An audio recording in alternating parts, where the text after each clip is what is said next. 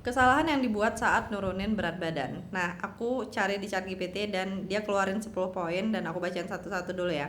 Nomor satu, terlalu fokus ke angka di timbangan. Jadi kalau menurut aku ini karena aku caranya nurunin per kilo, jadi ini nggak apa-apa sebenarnya.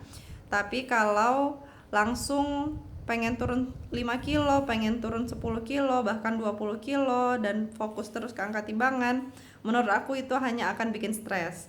Nah, kalau cara aku itu turunnya per kilo aja. Jadi dalam seminggu pertahankan turun sekilo. Setelah kita merasa stabil dan bisa adaptasi dengan berat badan yang udah turun 1 kilo itu, kita baru pasang target baru.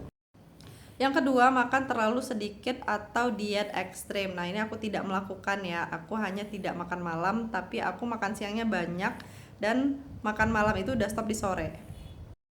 Tapi kalau untuk saat ini setelah aku udah tahu cara nurunin berat badan versi aku, itu aku udah nggak ada batasan jam makan lagi. Yang ketiga, menghindari semua karbo. Kalau menghindari semua karbo aku enggak, aku masih makan nasi, makan ubi, makan kentang dan lain-lainnya, makan roti masih. Hanya porsinya aja yang dikurangin. Terlalu mengandalkan cheat day. Cheat day sering jadi cheat weekend, artinya kalori paling balik banyak. Fokus yang benar, fleksibel diet, masih boleh makan favorit tapi terkontrol ya. Ini aku cukup setuju ya. Mungkin cheat day-nya itu bisa diatur sendiri gitu ya. Misalnya pas weekend aja boleh makan. Tapi tetap yang berlaku buat aku adalah ketika udah kenyang itu berhenti. Tapi kalau mau ikut anjuran agama itu memang sebelum kenyang kita sudah berhenti ya, itu malah bagus banget gitu. Tapi kadang-kadang kita merasa sayang sama makanan dan lain-lain, jadinya kita udah kerasa kenyang baru berhenti, dan itu aku rasakan di awal-awal ya, karena sebelumnya yang aku susah banget turun berat badan itu aku udah kenyang aku masih maksain makan karena sayang makanannya dibuang, padahal sebenarnya makanan itu masih bisa disimpan kan buat dimakan lagi nantinya kalau perut kita udah longgar.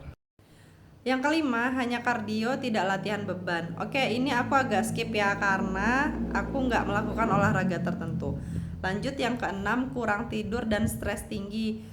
Ini sebenarnya ada pengaruh ya, karena kalau udah stres mungkin ada orang yang kalau stres itu malah makannya jadi tambah banyak. Dan kurang tidur ini aku masih ya, aku masih kurang tidur, aku masih ada merasa stres karena banyak pekerjaan dan lain-lain gitu.